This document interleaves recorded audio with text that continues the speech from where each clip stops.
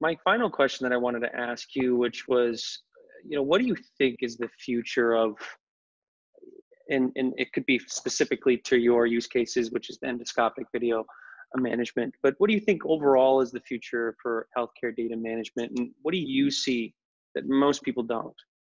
Yeah. So my personal vision, I think the vision that's really shared by our team and our early adopters is, I don't know, call it 3 years into the future, 5 years, 10 years, whatever it might be. I fully expect that we're going to be living in a world where every endoscopy procedure video is documented and captured long term. I think it's kind of crazy in 2020, we're in a world where everyone has a camera phone and they're basically documenting video of their lives 24/7. But for some reason in the healthcare space, we're kind of just throwing out a lot of really useful data right now.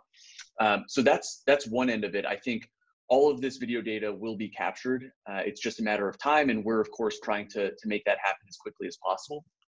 The other thing that I would encourage other entrepreneurs out there to think about is, I think there's a lot of data. It's not just endoscopy video data. There's a lot of data in healthcare that's kind of being generated and just put out into the ether that doesn't necessarily have a good capture stream around it.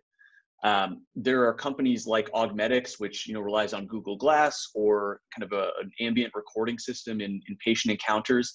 I think capturing that sort of not just visual data, but audio data is really interesting in the healthcare landscape. And so I'd encourage entrepreneurs out there to think beyond the typical EHR system.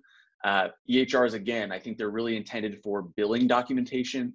And there's a huge opportunity to focus on clinical documentation, how we can build good clinical documentation systems, which will lead to, I think, all sorts of advances in how we use clinical data going forward. Awesome. Yeah. It's really, yeah, it's a unique perspective in looking outside of different types of data sets that you wouldn't traditionally think, especially audio. But with that, I think that, this pretty much wraps most of the questions that I really wanted to ask you, Matt. I really appreciate you taking the time to do this. This was fantastic. Yeah, it's fun. I mean, like we said, we thought you were one of the best data management category. I love doing these interviews because we're always impressed with, learning a little bit more deeper picture of not only what Virgo's doing, but the grander vision and how that integrates, unique features, why that's important. Before I close out, is there anything else that you wanted to end on or ask or mention to the audience? Yeah, this is fantastic. Really appreciate the opportunity to share what we're building at Virgo. Hopefully, as you can tell, we're really passionate about what we're developing and what the opportunities are that face us in the years to come. We are in the process of fundraising right now, hoping to have that closed out in the not too distant future. And on the heels of that, we'll really be looking to expand the team in a number of different capacities. So would love anyone that's interested in what they've heard and what we're building. Feel free to reach out. We're always looking for smart and talented people to come join the Virgo team. Awesome. Well, Matt, thanks again. This was fantastic. Yeah. And for the audience, this was, like we said before, one of the top companies within well over 100 data management companies that you should be well aware of and be watching. So look out for Virgo. Yeah, I really appreciate that, Kyle. Thanks for the time. Absolutely.